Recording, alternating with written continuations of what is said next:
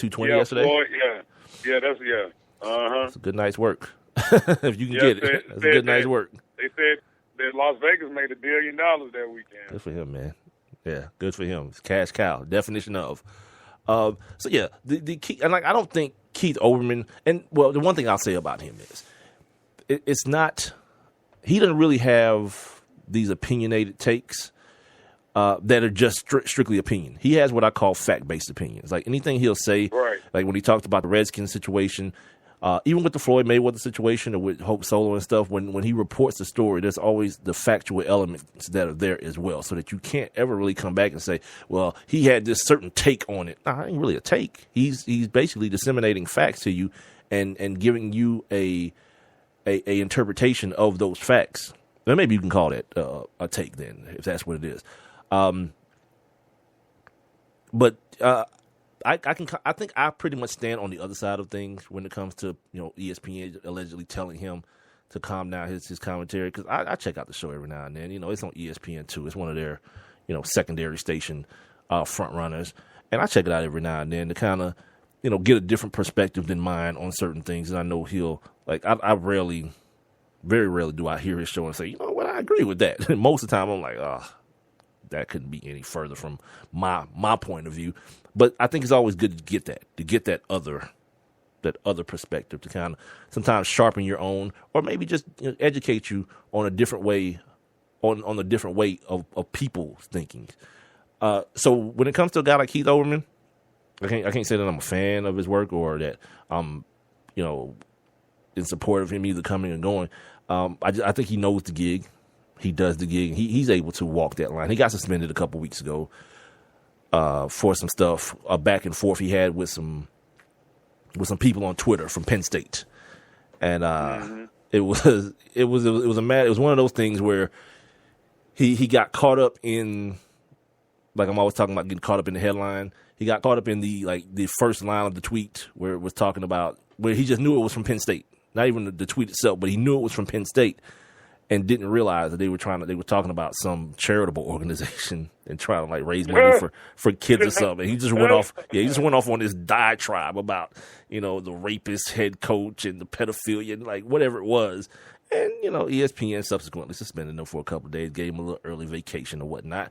He came back. He addressed it very snarkily, by the way. It was like one of those apologies, but had all the makings of a stand-up routine built into it. So it was like, he ain't sorry. And good for him. Yeah, F that. Well, I didn't say F that because you were wrong. Hey, in that case, you were wrong. Look, while we talking ESPN, I texted you the other day because I didn't know if you heard it, but were you cyberbullying me? Cowherd, oh, yeah. No, you weren't cyberbullying me. Okay. No. Colin Cowherd and Coach Harbaugh Jim Harbaugh weirdo from Michigan. And the interview was so freaking weird. Yeah, that dude is a certified weirdo, dude. Yeah. Yeah, it's a certified weirdo. Hey, man, I'm listening to it. I'm like, I could tell from the very beginning. I was like, yeah, this don't even sound like it's about to go the right way. And when he said, so what do you want me to say, Colin? What, am I not saying the right thing? Yeah. And Colin's like, look, man, I like you. I like you, and he goes through these coaches. He's like, and when I bring you on the show, I bring you on the show not to question you, but to let you sell the program. When I ask you these open-ended questions, and you're not giving me anything, and I'm like, huh. Yeah, that dude was like, F it. Hang up on him. Let's continue the show. He did the right thing. Yeah. It's like, ain't no sense in struggling through something, man, where somebody's acting like it's a privilege for you to be on, for them to be on your show. Nah, in that joint. Keep it moving. You got content. Let's go. God. Yeah, he's a weirdo. He's such a weirdo, dude. That was really weird, man. That interview just kind of, it just kind of got, crossed up and it's so funny, man, because that dude, Jim Harbaugh wasn't that as a player. Some of you may be too young to remember him being captain comeback for the Indianapolis Colts. Yeah. But he was the quarterback before Peyton Manning, basically, before 1998. And he wasn't that as a player. He wasn't all standoffish and all cryptic and weird. And maybe it's the concussions. I don't know. But whatever. You know, he was a much more vibrant personality then than he is now. And all of a sudden now he's like this old crusty, curmudgeon of a man who can't answer a simple interview question as though you didn't know this dude was gonna call you. You know what I mean? Like Colin Surprise interviewed him or something. Like, hello, is this Jim? Yeah, Jim, what are you doing? I don't know. I'm about to brush my teeth. What are you doing? Right. No, like it's like how we used to ambush people. Yeah, this ain't that. Hey man, this is Big Mike from the Sports King. What you doing? Man, hey, can you go online with us when? Like right now. It's a real thing. These dudes set this up in advance with your people at Michigan, and here you are like, I don't know. I mean, we just trying to. The goal is to get better. We're better today than we were yesterday, and get better tomorrow than we were today. What? They start asking this dude, like, are you always that intense? Like, well, what about, give me the times where you're not. I don't know. Maybe you want to ask my wife, April. Ask her. Well, I'm not interviewing April, dude. I'm interviewing Jim. What the hell? You know how, it's the same thing I was talking about with Popovich yesterday. Like, I'm trying to do my gig. Yeah.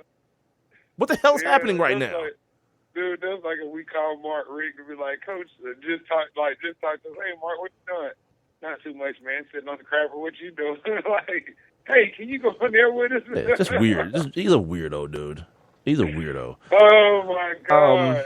Let's see what else I got here. Go ahead. I'm saying, but then he'll show up. What did you tell me? What did you tell me he was in full pants? Yeah, full regalia. Everything. It's like the other day we threw out the first pitch. That dude threw out the first pitch at a baseball game with cleats on. What the hell you got cleats on for, dude? What the hell is happening? He's a bona fide weirdo, dude. With the khakis creased. Yeah, had the same Walmart khakis on and the jersey tucked into the khakis. Like tucked all the way in too, dude. Yeah, he's a freaking weirdo. Where am I at here? Oh, speaking of the Big Ten, Braxton Miller sent out a little cryptic tweet today and talked about him making his decision, an announcement, or whatever in the coming weeks, and everybody's like, "Oh my God!" His decision. Yeah, but it's somebody. You going to play for the Cavaliers? No, somebody's actually. I forget who it was. Somebody from ESPN had a conversation with him. Basically, it's not going to be a not decision. He's going to talk about his progress. That's what it is. So he's going to talk about where he's at as far as his rehab goes and everything, and basically he's staying at Ohio State. So like we talked about with Branson a couple of weeks ago, it may be a situation where where Braxton obviously understands where his value may lie at the next level at this point, and understand that the other two guys, especially Big Cardell, has a leg up on him as far as preparation goes, because he's still rehabbing the shoulder. We're heading into like a month away from fall camp for college guys, for the college guys, and he's still rehabbing a shoulder injury that happened at the beginning of last year. So a position change is probably in the working for him. Him learning how to run routes, and because he's a dynamic athlete, bar none. He's not just a quarterback. He's like Terrell Pryor. That's what Ohio State has done for quite a while now. They put just athletes at quarterback. I mean, Troy Smith was a nice quarterback, but he was 5'0" as well. So there's that. So yeah, he's gonna apparently stay at Ohio State and try out, maybe probably not running back, because the kid that's coming back at running back is going to be a Heisman Trophy winner. And we'll talk about this more next week when we preview the Big Ten, as we did this week with the SEC. We'll do some Big Ten stuff next week. But this news about this tweet actually came down today. Here's the other thing that happened today. In the lap of this all this NBA spending. Some guys from the NFL had some things that they wanted to get off their chests about their contract situations, and the fact that apparently NFL players are underpaid. Not the other way around. Not NBA players being overpaid, but it is some who's this? What's this kid's name? Duke Iheanacho, the kid he just signed a pretty nice deal, I think, with the Redskins, a safety. He goes on this rant about the minimum salary. I want to pull up his tweets though. Let me do that real quick so I can actually read you the correspondence. He's at Nacho Light, Nacho Life, LYFE. All this guaranteed money NBA throwing. Meanwhile, the NFL, which generates the most money, won't even make the league minimum $1 million. All right, here's the thing. One has nothing to do with the other. Just because McDonald's is a $1 billion company, you can't expect to make $60,000 a year flipping burgers. It doesn't work that way. Your job has and by the way, of course, I saw some people protesting the other day about fair wages. And it's amazing that in America, you got to get on the side of the street and protest for 15 funky ass dollars a hour. Ain't that something? In America, people are expected to live on $7. What's minimum wage, Rob? $7.35 or something like that? $7.25. Oh my God. And people have to get on the side of the street with poster boards, with catchy slogans on them, to try to get 15 funky ass bucks an hour in America. My God. He goes on to say, Duke goes on to say, yes, $1 million minimum. Like here's the thing, Duke, no regular person is going to be sympathetic or empathetic towards that. You know what I mean? Like, hopefully you're just talking to your other NFL brethren, because like somebody like me and Rob here, yeah, they only going to give us $1 million. We're like, oh, okay, whatever, dude. What are you talking about? That means nothing to Rob and I. He said that means every single player's salary in the NFL should start there. Highest risk of injury, brain trauma, richest league. Well, you could have also been 6'10" with game, and that would have changed everything. But since you're not, you play football and run into people for a living. There's that. He goes and starts stating the obvious. No security in football, obviously, unless you hit the lick. Well, here's the thing. There was a negotiation at one point, a couple years ago, right? But what the NFL has done is the old adage of divide and conquer. See, they make some of you guys sit at around $500,000, and then they put Peyton Manning and the boys and Breeze and Rodgers and the boys up in that $100 million category. So when y'all go and fight, it looks like y'all on the same team, but trust me, you not. Because certain guys, like, okay, if the league was to get locked out right now, right? Certain guys would be like, all right, whatever, I can wait. I got plenty of loot stacked. And then there's other guys. A 7th round draft pick is like, uh-oh, what I'm going to do? Just bought mama this house. I just bought 2 Escalades. I don't know why. And I got this big old Jesus piece that's encrusted.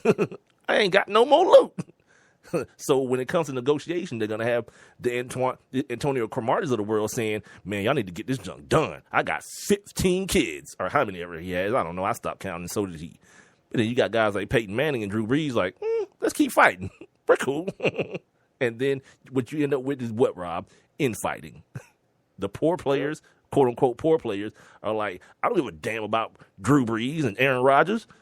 I need to get my money in this damn lockout. And then you end up signing a bad deal, which is what they're in right now. Bad deal. Commissioner has all the power. No guaranteed contracts. The league minimum is $400,000. Yeah. And in 2 years, the NBA will be locked out again for the same reason. Well, for a different reason. The same reason they were locked out for the last time. The owners have to be protected against themselves. Rob, did that work? Nope. Of course not. Dude's still getting 5 for 50 or whatever. What is it? 5 for 90. Just say that, the Hawks owner said that he will live in the luxury. Yeah, they ain't learning no damn lesson. And what they gonna do is lock you dudes out again in 2 years. So there's that. Oh, I guess I need to play an outro here, dude, because we're about to run out of time. All right, you guys, that's going to do it for Thursday's edition of the Sports Kings Live.